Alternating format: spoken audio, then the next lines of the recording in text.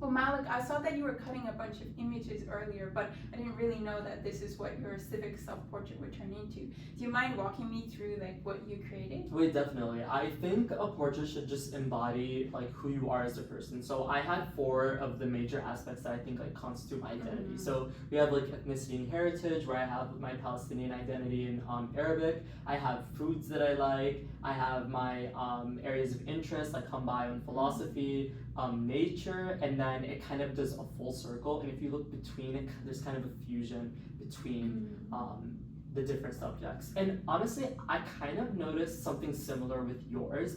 It looks like a circuit, but I see that you have like East Asian type of architecture as well as like Renaissance European. Do you want to talk about that? Well, I also try to represent the kind of different influences on me and stuff. But it seems we've done it a little bit differently.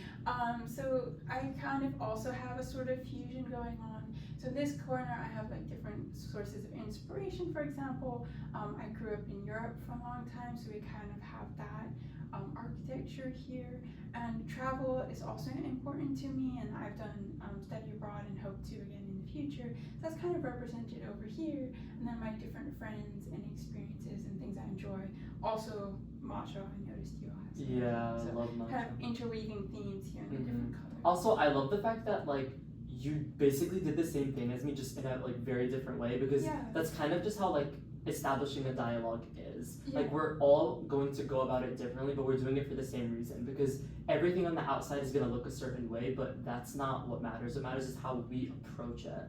And I just think that we did a really good job here. Yeah, no, I also had a question for you, because I noticed that you had a lot of kind of images, like medical images, and then kind of different portraits of philosophers, but those were definitely kind of mixed in together. So I was kind of curious about that, because, you know, I would have thought like maybe they could have been in different areas. So I'm curious if you had any choices around that, kind of that corner of your board and what that kind of means. Yeah, so I'm someone who believes that philosophy and medicine are just like 2 sides of the same coin. And because of that, I really think that philosophy establishes foundations for the theory of medicine. And that's honestly why I gave it like, as it constitutes my area of interest, because at Stanford specifically, because we also have other interests here as well as Stanford related items here. So it's both something that I personally believe in, as well as like it just flows with the portrait. Yeah.